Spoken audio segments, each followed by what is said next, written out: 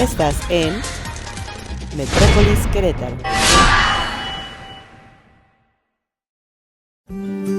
Hay voces que resuenan más allá del tiempo, voces que no solo cuentan una historia, la encarnan. Bienvenidos a Voces que Inspiran, conversaciones con Lila Cruz, un espacio donde el alma se sienta a hablar con la vida. Aquí, cada palabra es puente, cada silencio raíz. Escucha, siente, inspírate. Muy buenos días, queridos amigos. Otro jueves más en Voces que Inspiran, conversaciones con Lila Cruz. Hoy desde este bellísimo espacio que nos abre generosamente Grupo Silverio, agradezco infinitamente a Luis sus atenciones por prestarnos este espacio, que próximamente abrirá sus puertas nuevamente con sorpresas nuevas en Jardines de la Hacienda. Hoy nos acompaña un gran pintor, amigo que aprendió a hablar con la luz desde la sombra, Ramsés de la Cruz, artista nacido en San Luis Potosí y formado en la Facultad de Bellas Artes de la Universidad Autónoma de Querétaro. Desde niño encontró que en el arte una forma de comprender el mundo, entre luces que le hablaban y objetos que parecían tener alma. Fue tejiendo un lenguaje propio al que hoy llama realismo trascendental. Bienvenido, Ramsés, a Voces que Inspiran. Muchísimas gracias. He estado cazando a este hombre por más de 2 años para hacer esta entrevista y para mí es un orgullo tenerte aquí en Voces que Inspiran. Lila, muchas gracias siempre por tu dedicación, tu invitación, ¿no? Y a Silverio, gracias por recibirnos. Ay, muchas gracias. ¿Cómo recuerdas el momento en que el arte te encontró o tú encontraste al arte? Es ya una condición intrínseca, ¿no? Es una capacidad de ver el mundo, más que verlo, pues sentirlo, así lo vives, ¿no? Es parte de esa naturalidad, ¿no? Y después yo creo que cada quien en su medio social, ya decide si lo va cultivando o también es apto para cultivarse y que pueda crecer de una manera adecuada, ¿no? Okay. ¿Qué viste en tu infancia que te hizo comprender que el mundo no era solo lo que se ve? Pues, mira, una de las cualidades de mi familia o de mi núcleo, porque pues, el individuo parte de su núcleo, de su familia, de su clan, fue una familia que tuvo mucho movimiento, constantemente movimiento en cuestión de cambiarse de casa, yo siempre hice mi primaria en 6 primarias, por ejemplo. Entonces, en cada casa, en cada estado que estábamos, 5 estados que recorrió la familia en mi infancia, pues por ejemplo, esas vajillas de la familia, pues se iban rompiendo a través de los viajes. Y ya llegó un punto en que las vajillas eran todas diversas, ¿no? Sentabas y era un plato, una jarra de otra cosa. Entonces, eso marcaba también incluso una historia de un comportamiento, de un movimiento. Una condición neuronal también de esa familia, ¿no? Cómo veía ese mundo esa familia. Por eso te digo que es algo realmente parte del individuo intrínseco. Y entonces de ahí, pues, tú vas viendo y adaptándote a las circunstancias nuevas en cada momento. En mi caso, en cada momento, yo no tengo amigos de la primaria fijos o el vecinito, ¿no? Siempre estuve en constante movimiento y cambio en una condición multidimensional que sí me tuve que adaptar. Y si tú ves pues también esta obra, te vas a encontrar con esas condiciones. ¿Era la pintura un refugio o una forma de sobrevivir emocionalmente a tantos cambios? Claro, es un escudo y de alguna manera dices, si todo lo demás... Hay una pintura muy hermosa de Kokoschka, un ruso, y se llama, si no me equivoco, Los novios, pero están abrazados ellos, y alrededor hay como toda una turbulencia, una tormenta, pero ellos están en paz, en calma, porque ese es su hogar, ¿no? Igual en el arte, pues es tu casa, tu castillo, tu cuerpo, tu templo sagrado, que debes de resguardar. Por eso también mi obra no es el paisaje, no es necesariamente hacia afuera el retrato. Si todo lo demás cambiaba, entonces mi núcleo era hacer estas esferas, estos cubos de espejos internos, adentrar en esta parte que sabía que era que nadie la podía tocar, ¿no? Y la enriquecí de alguna manera. Si pudieras retratar tu niñez, ¿qué símbolo usarías para representar tu curiosidad? Yo creo que una de ellas eran en texturas, muchas, porque todo el cambio de lugares eran texturas, ¿no? Por ahí supe de un chico, creo que inclusive cretano,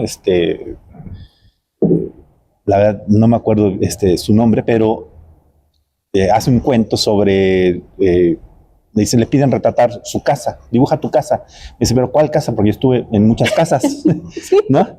Entonces, mi identidad está en muchas casas, ¿no? En muchas texturas, en muchas... ¿Por eso también los fractales? Sí, claro. Como para representar pues esa copia de tu hogar interno en varios estados, en varios lugares. Sí, es acoplarte, ¿no? Pero siempre hay una línea muy única que es parte de tu centro, ¿no? Y eso es también inamovible, ¿no? En el individuo. En mi caso, yo creo que muchos serían los mosaicos, por ejemplo. Mi papá, curiosamente, ya en la casa que construyó para nosotros en la adolescencia, la cocina tenía un mosaico, en la pared tenía otro, pasabas a la sala y tenía otro, en las recámaras había otros mosaicos, o sea, era un juego de cosas tremendo, ¿no? Ahí. ¿Y qué nos puedes decir del silencio? ¿Qué aprendiste de él en tu casa o de las sombras en las paredes que visitaste en todos estos lugares? ¿Sobre el silencio? El silencio pues es de lo más importante para forjar el ser, ya que a través de él pues está la resiliencia, esa serenidad, esos valores que nos recordaba Platón para desarrollar las virtudes, las 4 pilares que hacen la moral y que hacen la ética. Y sin ese silencio, pues ese ruido de afuera, si complacemos a ese ruido constantemente, nos convertimos en seres muy esquivos. Uh-huh. ¿Hoy quién pinta? ¿Aquel niño que vivía en esos cambios o ya pintas por él? Junto con él, todo el tiempo abrazándolo, ¿no? Alentándolo, ¿no? Y sigue siendo parte de ahí está, ¿no? Yo creo que todos los creativos, como decía Picasso, la vida es como hacerte preguntas adultas, pero contestando con la inocencia de un niño, ¿no? Esa ingenuidad de un niño, ¿no? Sin tanto ego, sin tanta presunción. Entonces yo creo que es... Ay, qué padre frase, y sí te define muchísimo. Has definido tu estilo como realismo trascendental. ¿Qué significa trascender lo real sin traicionarlo? Yo creo que, todo inicia desde el centro, adentro, desde esa serenidad, desde esa calma, esa paz, de esos ojos cerrados. Pues el sapo le decía a Frida Kahlo, oye, pues tú pintas de los ojos para adentro y yo pinto de los ojos para afuera. Entonces él pintaba lo que el pueblo quería y lo que hacía bulla y hacer un showman, y Frida pintaba hacia adentro lo que ella, su sufrimiento, su día a día, ¿no?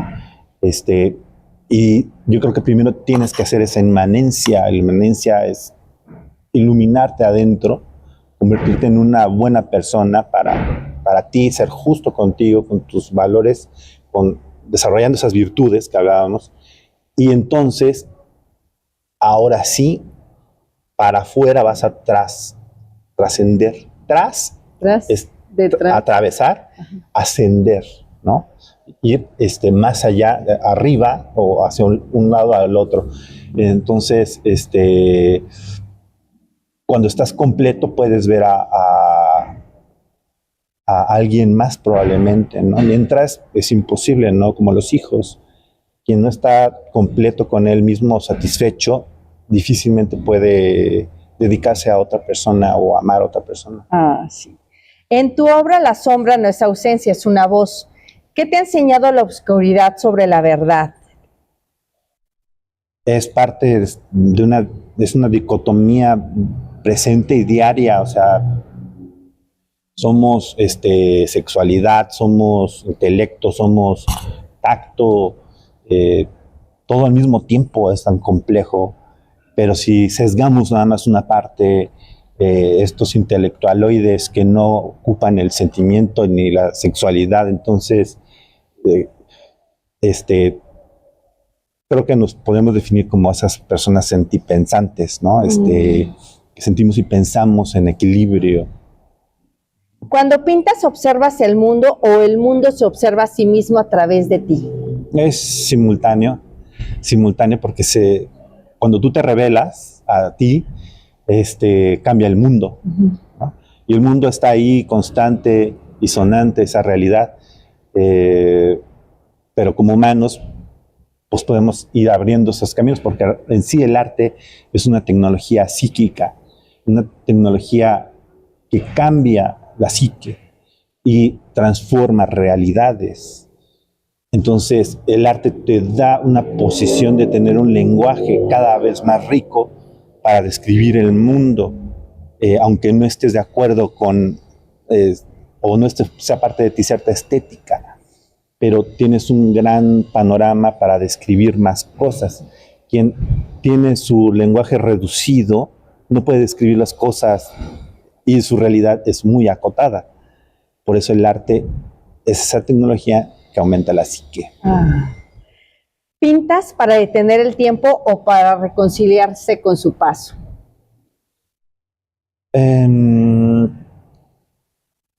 Yo creo que al tiempo se van ajustando, porque la obra que estás teniendo en la cabeza es la que se va resolviendo y va alcanzando su tiempo. Hay obras que tardan 5 o 10 años en resolverse y tener su tiempo contigo también, porque tú eres el tiempo, todo es lo que transcurre ese tiempo. Y se pueden manifestar en ese momento. Antes no estás a destiempo para que se pueda hacer una revelación, esa hierofanía, ¿no? Rayo que cae y decir, ok, esto es. Tus cuadros, muchas veces que yo los observo, parecen observarnos. ¿Pintas para que la gente lo vea o para que nosotros podamos ver a través de ellos algo de nosotros?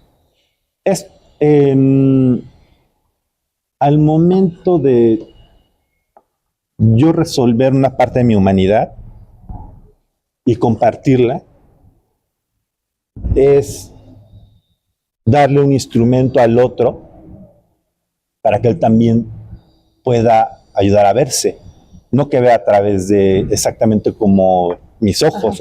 Por eso el arte no tiene que ser descriptivo, y si pintas un frasco tiene que ser exactamente, ¿no? Tiene que haber otra referencia simbólica, o ¿no? Decía que, pues, ¿para qué pintas un perro idéntico si vas a tener 2 perros, ¿no? Exacto. Entonces yo creo que al mismo tiempo vas haciendo este conjunto. ¿Crees que la mirada crea la realidad o solo la revela? Igual, ambas. Porque la mirada no solamente obviamente es con los ojos, sino con toda tu sensorialidad, tu capacidad de cómo discierne las cosas que estás viendo con todos tus sentidos. Y a través de esos sentidos, pues puedes enaltecer a alguno, ¿no? Hay quien tiene mayores capacidades para uno, ¿no? U otro. Y creo que eso nos alimenta de los otros cuando es el contrapuesto de nosotros. ¿Qué te enseñó el reflejo, el brillo, lo traslúcido?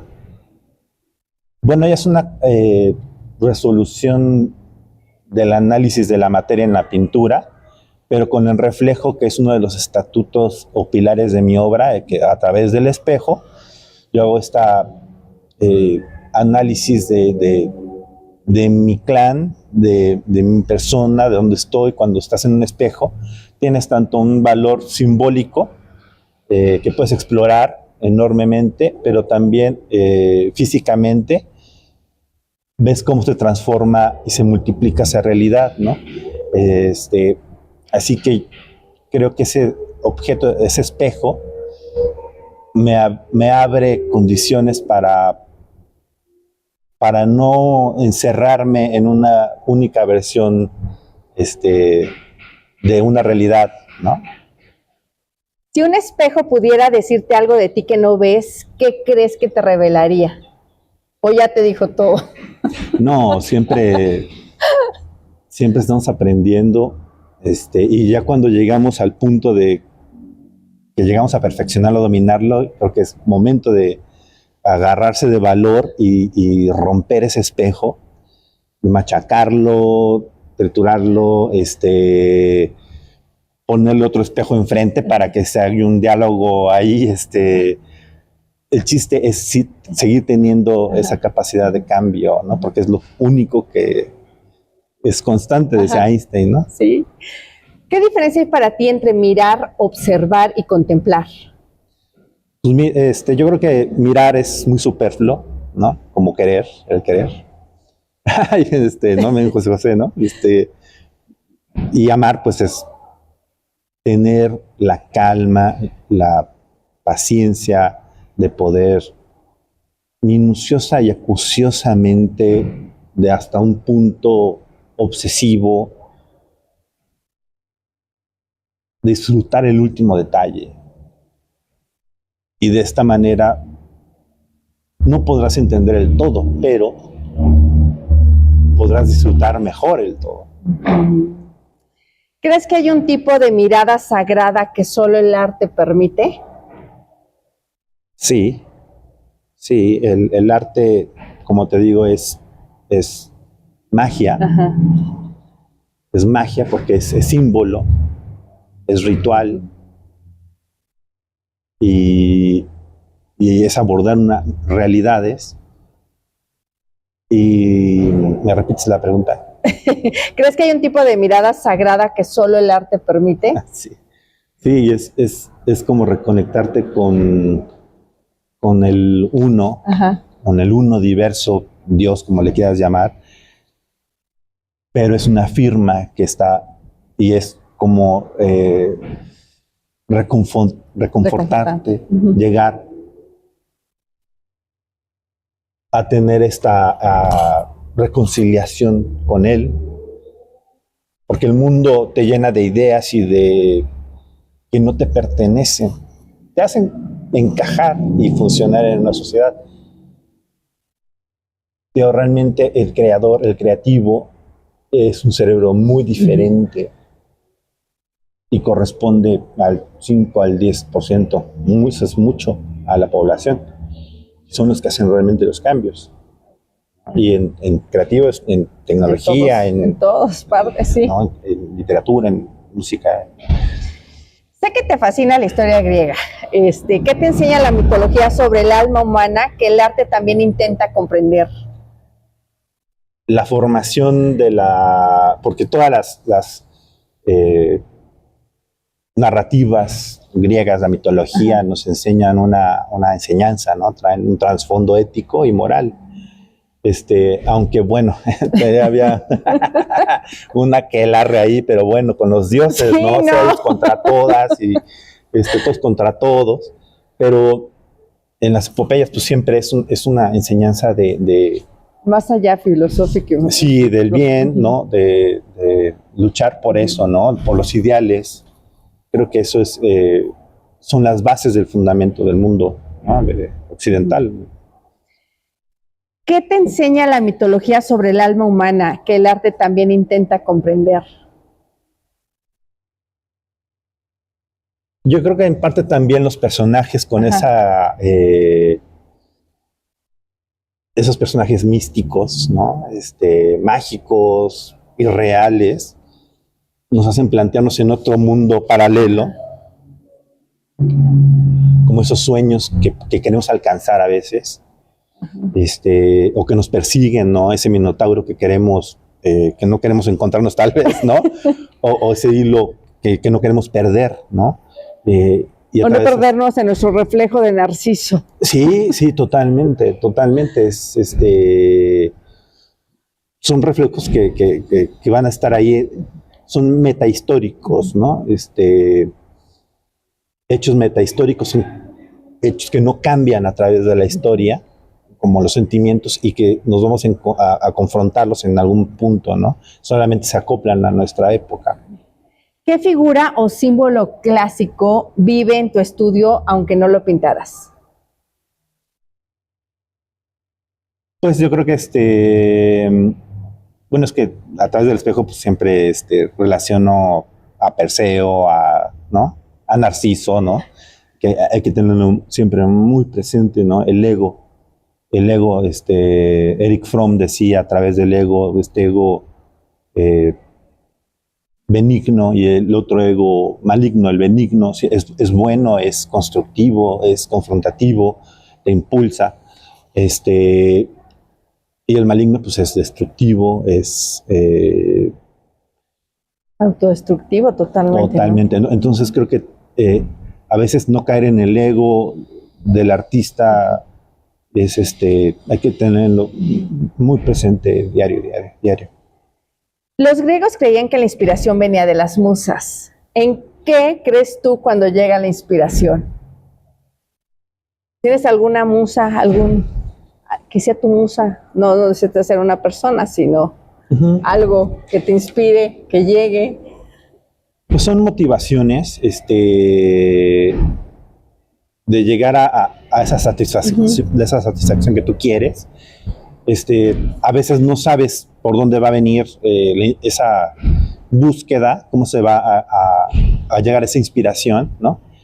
Puede ser una textura, puede ser un sonido, puede ser este frío, ¿no? Que tenemos ahorita, y dice, ok, creo que estoy entendiendo, estoy percibiendo y asentando esta condición que me está sucediendo ahora, ¿no? Si te embarazas, pues vas a estar en esta percepción de la gestación y vas a decir esto con razón, ¿no? Es tan valioso, ¿no?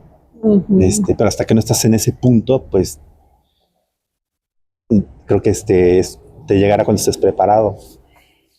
Varias de tus pinturas, los objetos parecen contener historias, memorias, heridas. ¿Crees que las cosas tienen alma? Sí, hay una historia que les preside y la cuentan a través de su porosidad, de su fragmentación, de su uso, su desgaste, o si están nuevas, ¿no? También que no se han puesto en adversidad, que no hay. Y creo que esa parte también puedes contar historias llenas de consentimiento, ¿no? Intelectualidad a través del objeto, sí, de algo inanimado que se convierta en algo, una experiencia, sí. ¿Cómo eliges el objeto que merece ser pintado y cuál no? ¿Cómo elige Ramsés lo que va a trascender? Yo creo que uno de los principios es la diversidad, ¿no? Kandinsky pues, nos menciona en el libro del punto y el plano, sobre la línea, el punto y la línea sobre el plano, nos menciona pues que la composición, por ejemplo, es la unidad y la diversidad, es como la mano. Entonces cada uno de los dedos es diferente y es una escala piramidal. Tenemos el 1, tenemos el 4, el 3, que son distinguidamente diferentes a los otros. Otro chiquito, ¿no? Entonces es una escala piramidal del 1 al 5. Y esas composiciones puedes ver en obras como las meninas, ¿no? Las meninas, todos los vestidos tienen esta condición como de la mano, por ejemplo, ¿no? El descendimiento de Cristo, de Caravaggio, de Rubens, tienen estas condiciones de la diversidad. Entonces yo creo que yo escojo también mis elementos en ese contraste, y cada uno de los elementos, como en una familia, cada uno tiene que ser el líder. O sea, no puede haber dos líderes. Sí hay debe haber la partícipe de la ingenuidad, de la risa, del humor, para que se equilibre, ¿no? O sea, cuando papá es muy rígido, el hijo viene a ser más libre. O cuando el papá es muy libre, El otro tiene más autocontrol. claro, de saber, no, espérate. Entonces es parte de la psicología, un equilibrio. Y eso lo busco mucho en cómo faculto a mis elementos, ¿no? Wow. Si un estetoscopio apareciera en tu obra, ¿qué crees que escucharía? ¿El cuerpo o el alma?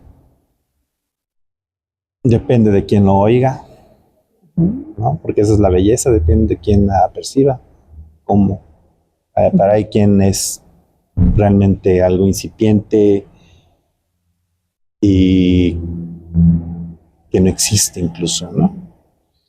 Y hay quienes viven por eso y se desvivirían por alcanzar, llegar a esos niveles de apreciación de la vida. De contemplación. Sí, ¿no? Porque no nada más es de ver formas y estética, es de una valoración de la vida en todos los niveles. ¿Qué objeto cotidiano te parece más espiritual?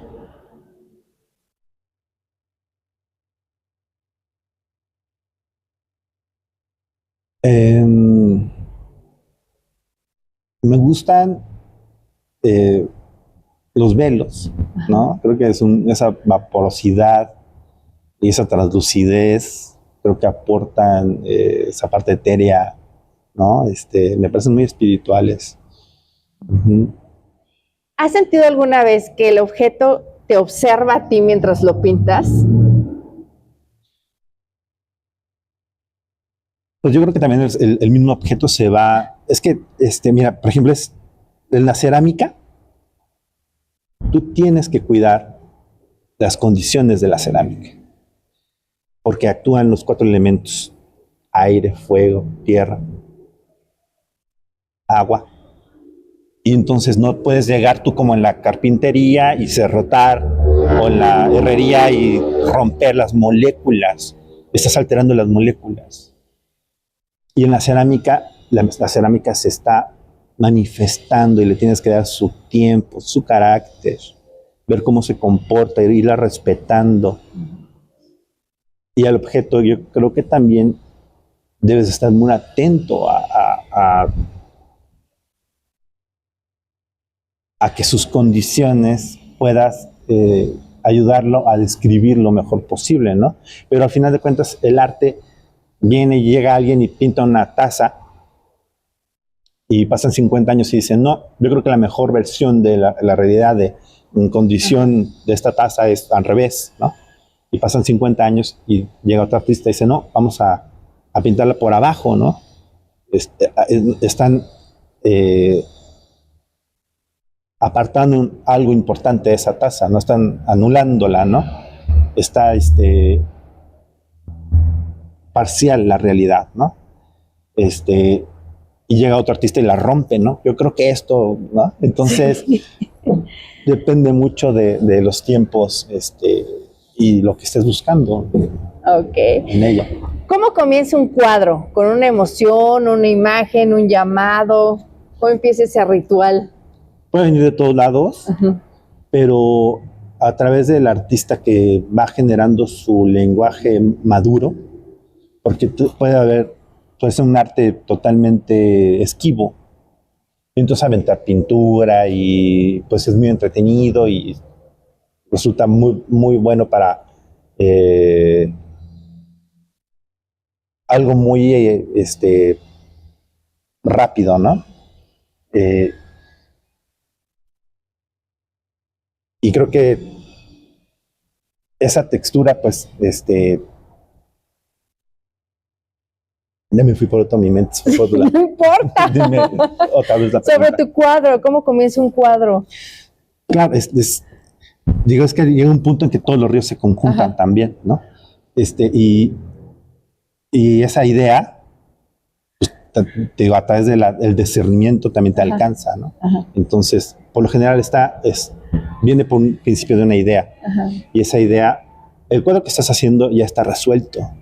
Y es falta de sentarte y tener un oficio para llegar a concretar manifestar físicamente esa idea. Pero lo que se está gestando en la mente es lo que te quita el sueño, lo que me estás hablando y yo ya me fui porque estoy resolviendo otra cosa. O sea, la mente está peleando, ¿no? Y en todo momento, toda experiencia ayuda a alimentar esa idea. Ajá. ¿Hay algo de alquimia en el acto de mezclar pigmentos y esperar la transformación? Sí, sí, inclusive puedes jugar con esa alquimia a través del tiempo, ¿no? Y poner inclusive desde algo muy sencillo como una capilarización se le llama, cuando tú preparas el lienzo, la pintura se fija o no se fija a través de la base que le pongas. Y si no, esa pintura se va a caer, como le sucedió a Leonardo con La Última Cena.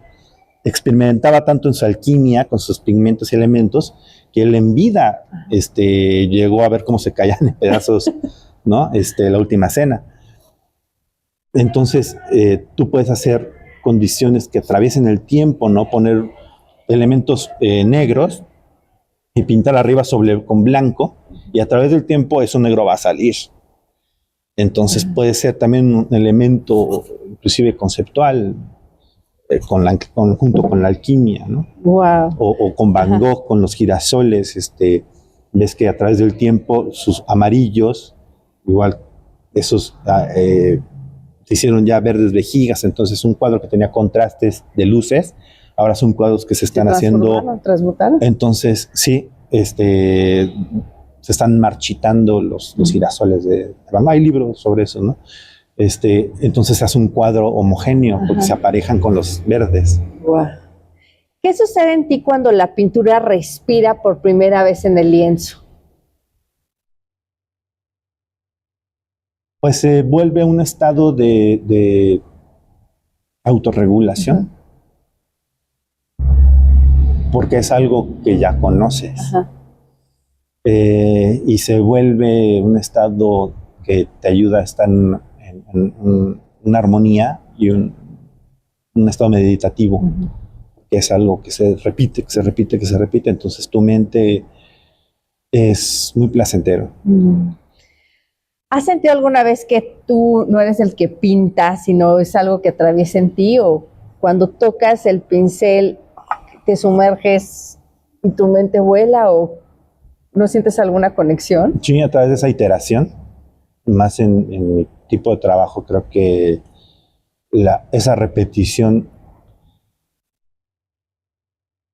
es esa condición mántrica, ¿no? Del om, om, om, Hare Krishna, Hare Krishna, ¿no? Padre Nuestro, Padre Nuestro, o sea, estás autoinduciéndote a un estado de conexión también superior, y lo sientes en el cuerpo. Y un punto en que no existe absolutamente nada, ¿no?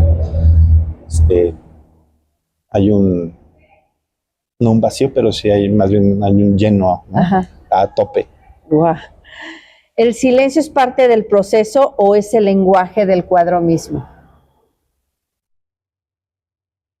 Te lo pide, te lo exige, ¿no? Hay esa espaciofobia que tenía Diego, ¿no? Tal vez muchos de los muralistas, Siqueiros, Diego, pero la espaciofobia es llenar hasta el mínimo, ¿no? Mi obra es muy barroca, pero hay dos lenguajes muy importantes. Uno que es como la voz, y otro es la manifestación corporal, ¿no? Son dos lenguajes. Te puedo estar comunicando algo, y si yo te estoy haciendo esto, está desequilibrado. Entonces el cuadro, cuando tiene muchas formas, su color baja. Si tiene muchas formas y el color es estridente, pues esa mente no ha resuelto, no ha analizado, no ha pasado por todos estos procesos de la serenidad, de la tranquilidad, para poder asentar y llegar a una revelación más profunda. Así que cuando el espacio se abre, cuando los espacios son grandes, el color puede resaltar más. Entonces son los lenguajes que el creador estamos tratando de equilibrar, ¿no? Para ti, pintar, platicando lo que llevamos en la entrevista, ¿es una meditación, es una oración, es una filosofía? ¿Para ti qué es pintar? Todo en conjunto es algo muy complejo, que por eso hay libros y libros sobre la creación, sobre la creatividad, cómo ser creativo. Pero podríamos hablar también al contrario de lo que no es ser creativo. Y tal vez de esa manera podemos entender mejor. Y ser creativo, ser no creativo, pues es ser indiferente. Caer en el no control de los impulsos y sin dirección, ¿no? O sea, es una violencia. Vivimos en un país tan violento que solamente refleja la calidad de sus individuos. Sí. En un lugar donde se convierten en no lugares con no personas, y eso es la otra parte de la gama de la construcción y de la creatividad, ¿no? Entonces son principios que son parte de toda sociedad un reto. ¿Qué te ha enseñado la pintura a ti mismo que ninguna otra experiencia te ha revelado? Nuevamente. ¿Qué te ha enseñado la pintura sobre ti mismo que ninguna otra experiencia te haya revelado? El arte es algo que no puede resolver ninguna otra experiencia de la vida. Es decir, la matemática pues te enseña, digo, todas están relacionadas o deberían de estar relacionadas con la espiritualidad y con la filosofía, ¿no? De hecho, la geometría, geos de la Tierra, métrica, la medición de la Tierra y su comportamiento, son conocimientos que deben de estar constantemente hiper relacionados con ellos mismos. Lo que nos ha enseñado la cultura es que hay que ir separando y que todo está encajonado, ponerlo en cajoncitos, ¿no? Y ese es el peor error que podemos cometer como sociedad. Así que si abrimos muchos cajoncitos tendremos mejores respuestas. Dice, ¿qué tiene que ver, no, la veterinaria conmigo para el arte? Claro que sí, no puedes llegar a resolver un teorema con sí, un simple grano de sal, como decía Carl Sagan. Efectivamente. ¿Qué parte de ti se queda en cada cuadro y cuál se libera? Yo creo que se hace, cuando haces algo físicamente, se manifiesta, termina de comprobarse una teoría, una hipótesis. Eso que vas, las ideas, los castillos que vas generando en el aire, pero en la obra ves realmente que sí funciona. Y si te identifica también, ¿no? Y también hay que saber como cuándo parar, ¿no? Porque la obra pudo haber estado resuelta 10 pasos antes. Ajá. Pero en tu insistencia de percepción puedes llegar a otro nivel de satisfacción, ¿no? Diferente a un resultado que hubiera sido muy superior. En esta evolución que has tenido como artista, también incursionaste al tema de la escultura. ¿Cómo fue ese cambio, esa transición o sumergirte en ese mundo de la escultura? Lo que pasa es que mis inicios son en cuestión de escultura. Ajá. O sea, mi primera exhibición, o sea, yo tenía 16 años, 15. Y realmente mis figuras estaban hechas de plastilina, no tenía una cuestión técnica, ni sabía, ni mucho menos, pero yo ya traía ya muchas inquietudes de hacer mis representaciones de la realidad. Y creo que esta parte del volumen en el cerebro te hace ver una realidad y transformarla muy diferente que el que solo dibuja, porque es una elasticidad en el cerebro totalmente diferente, ¿no? O sea, si tú juegas, te pones bueno, quien no lee un libro, no está acostumbrado a leer, pues le va a dar un desasosiego así, ¿no? O escuchar música clásica, o inclusive escuchar banda, que escucha, o sea, digo, hay que Sí. tener de todo, Ajá. eso es cultura, ¿no? Entender desde todos los puntos el mundo, pero la escultura te da esa amplitud de manipular la imagen. Por eso Miguel Ángel, que era escultor y lo ponen a pintar, genera imágenes con tanto volumen y tanta dinámica como ningún otro pintor en la época lo pudo hacer, y con la luz. Entonces, como escultor, tú sabes cómo transformar, y eso se ve en la pintura, ¿no? Cómo transformas esa luz. Así que fue un elemento que estaba ahí latente en mi carrera, que lo estaba yo omitiendo por no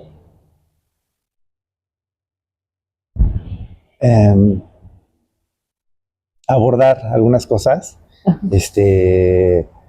La escultura te requiere 10 veces más esfuerzo, 10 veces más espacio, a veces 10 veces más, hasta talento a veces, ¿no? Es muy desgastante, y por eso hay muy pocos también escultores, realmente. ¿Qué ritual sigues en tu día a día? O sea, ¿cómo es un día de Ramsés? Pues estoy con mis hijas, las dejo en el colegio, me regreso a trabajar, estoy hasta las 2, 3 de la tarde. En ese lapso no necesariamente estás ante el lienzo o esculpiendo, sino que tienes que conseguir pues, todos los materiales, tienes que explorar texturas constantemente. Pues, me voy a bazares, a mercados, a tiendas de hilos, de ferreterías, de todo lo que me sirva, fábricas, que me dicen, oye, tenemos esto, algunos amigos conocidos, déjame ir a ver, ¿no? Entonces, no sé ni en qué momento ni en qué punto me va a servir para resolver, tengo que estar ávido, ¿no? Para lo que pueda llegar.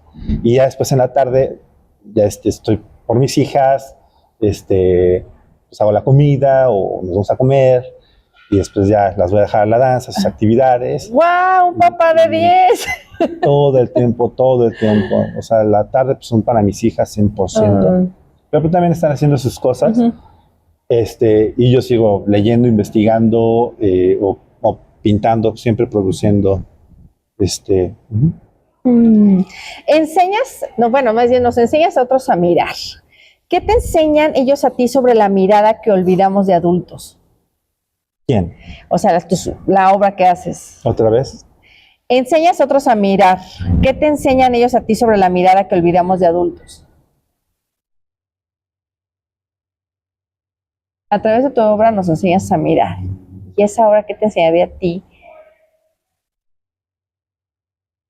¿Esa obra qué me enseñaría a mí? Pues yo creo que cuando se confronta con el público también, con el otro,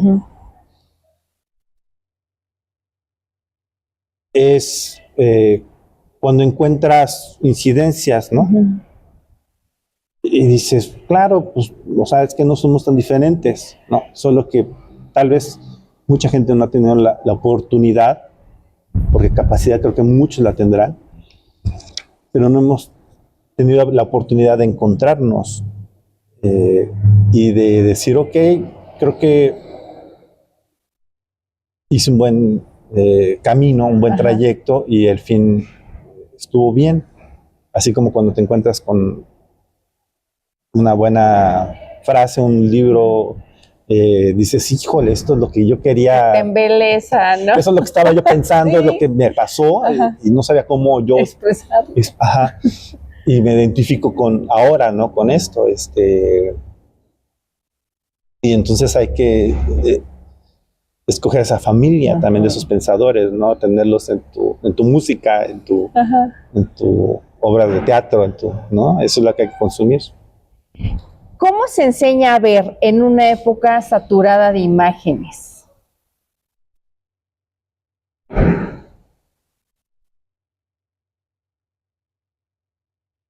Seleccionando en dónde pones tu energía, peleando constantemente ese ego de reconocimiento sobre qué es importante, qué vas a compartir, cómo lo vas a compartir, qué parte quieres que vean los demás de ti. Y ese nutrimiento, cómo estás seleccionando esa comidita. Si tus redes sociales están llenas de, no, vas un follow, ¿no? A lo que ya no te sirve, ¿no? A lo que ya no te quieres ver, ¿no? Ajá. Sino que esté lleno de eso que abras tu red y te informe, Te nutre. sí, ¿no? En vez de estar viendo violencia y otras cosas, no sé. Pero hay gente que le gusta estar ahí constantemente, ¿no? Sí. En autoflagelación. Entonces cada quien creo que... La elección, el poder de decidir. ¿Qué significa para ti dejar una huella espiritual más allá de la técnica?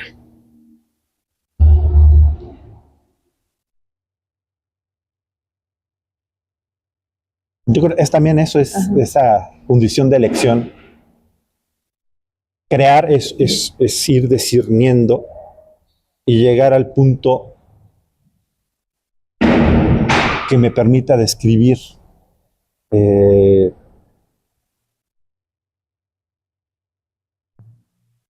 manera más justa.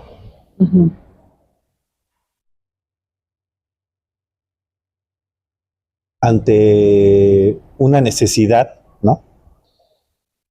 Y que no se meta con otras condiciones que son muy fáciles de tumbar, ¿no? Como cuestiones ideológicas, ¿no? Hay cosas que... Por eso la espiritualidad es diferente a la religión, ¿no? Sí. Entonces, en esa condición espiritual, creo que debe haber esa ambigüedad de somos humanos y podemos, sin caer en individualismos, pienso que en mi obra, y para mi persona no es importante estar insistentemente en condiciones de pensamiento ideológico, atacando, sino construir algo más universal. ¿Cuál sería la mayor lección que el arte te ha dado sobre la humildad?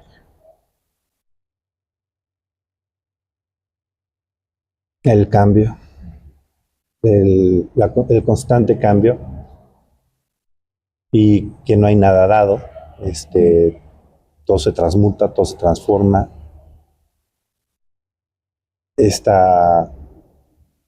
Y se está transmutando constantemente. Entonces eso te mantiene, o te debe de mantener con los pies en la tierra, y desafiarte también a salirte de tus áreas de confort. He tratado de no caer en fórmulas. Hay firmas de mi obra que son estatutos muy firmes, y podrás seguirme toda la vida sin problema, pero tengo necesidades que me hacen Evolucionar.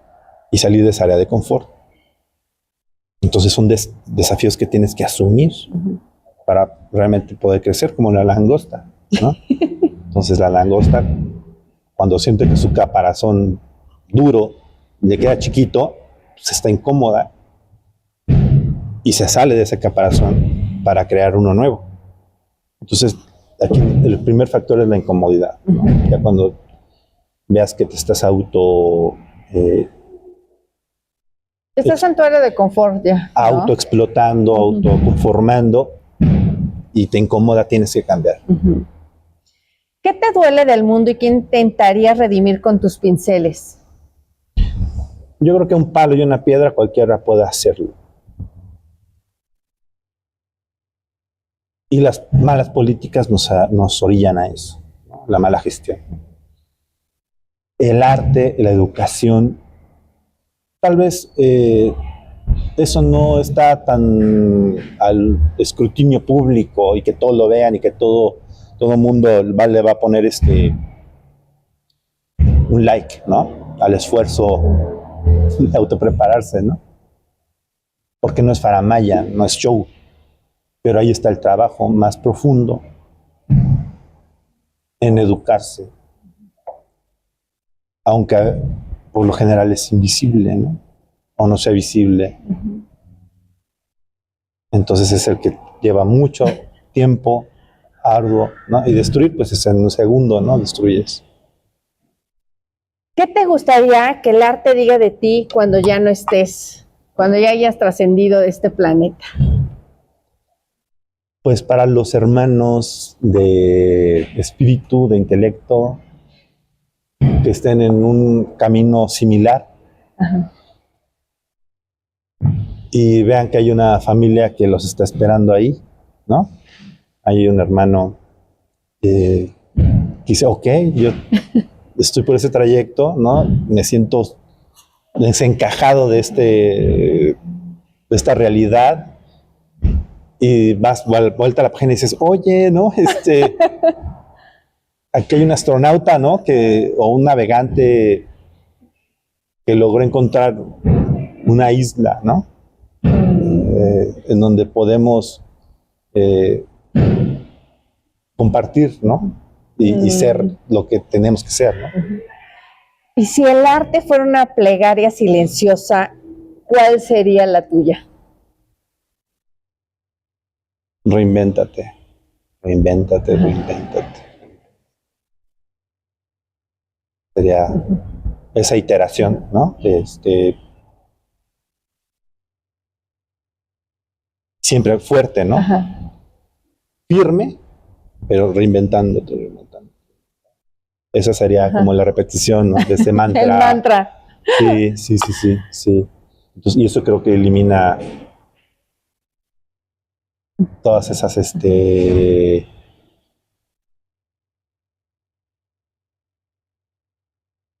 condiciones que se van calcificando, ¿no? Que se van inmovilizando, ¿no? Al individuo lo van haciendo robótico, Sí. Ya no se mueve en un punto, ya no me hables de ideas, no me hables de sueños, no me hables de ideales, no quiero escuchar música, no quiero leer nada, no quiero nada, ¿no? Ese es reinventarse. ¿Qué nos espera de Ramsés en estos meses? Próximas exposiciones, obra, esculturas. ¿Qué sorpresas tenemos de Ramsés próximamente? Pues próximamente, yo creo que el año que viene tengo que generar alguna muestra para mis 50 años, ya de 33 años de trayectoria. Tengo unos proyectos, ahorita todavía no puedo Decirlos. Okay. Grandes, bonitos, dedicados a la educación, eso sí te voy a decir, ¿no? Para ese núcleo, esa semilla de la educación, sí, por ahí va. ¿Cómo compaginas el ser padre, que eres un papá de 10, que siempre te han admirado porque tus hijas te acompañan a todas las exposiciones, que alguna vez me invitaban, pedrada, pero siempre he visto a tus hijas y te he visto muy cariñoso? ¿Cómo compaginas la parte del artista con la parte pues de ser papá de tiempo completo? Porque siempre has estado ahí. Siempre, Ajá. Sí. Nada, simplemente lo disfruto mucho, amo, ¿no? Ajá. Amo esa convivencia, verlas transitar por cada etapa. Y no les impongo realmente yo, obviamente dibujar conmigo, mira, aquí estoy yo haciendo. Sí, las dos, pues están los genes, es la epigenética, el medio social que te rodea, Ajá. yo creo que consumen todos los días, ¿no? Ah. Entonces es normal para ellas vivirlo así. Y es importante para mí que me vean activo y a mí desarrollarme e involucrarme, ¿no? Aquí una de ellas va en ProArt, ¿no? Entonces yo involucrarme con ProArt es ver que mi hija me vea también partícipe de la comunidad. Ujú. Porque dicen, pues, ¿tú qué tienes que ver con la danza? No, por supuesto, ¿no? Y he hecho grandes cosas maravillosas ahí con mi querida Adriana Covarrubias, ¿no? Hemos hecho muchas cosas juntos, ¿sí? Entonces esto es muy importante para mí, ¿no? Ya después se irán a su camino, pero yo sé que hice Un gran. siempre lo mejor que pude. Antes de irnos, ¿qué mensaje nos podrías dar para las personas que nos están viendo, para las personas que les gusta el arte, para alguien que no se la cree? ¿Qué mensaje nos podrías transmitir? Siempre pues estar en constante cambio en sus proyectos, pues trata de compartir con nuestros creadores. Creo que los tiempos han cambiado, a veces eran generaciones de revistas, ¿no? Del maestro. Entonces ahora veo mucha comunidad que se junta, que hay una salud de cultura en nuestro estado, muchos jóvenes con nuevas propuestas muy valiosas, muy talentosos, y eso es creo que lo más valioso que podemos tener como comunidad, ¿no? Que nos acerquemos y que si alguno en algún punto así lo desea, tiene aquí un amigo para poder apoyarse. Para alguien que le gustaría comprar tu obra, saber más de tu obra, ¿en qué redes te podemos encontrar y cómo estás? En Instagram, Ramses.delacruz, y en Facebook, Ramses de la Cruz, tal cual. Bueno, pues te agradezco infinitamente esta plática. Siempre es un placer platicar contigo. Me encanta el vocabulario que tienes. Se ve que eres un lector apasionado y amo estas conversaciones contigo que hace muchísimo que no las tenía.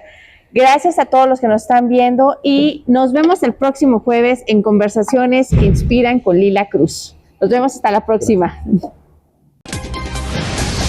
Estás en Metrópolis Querétaro.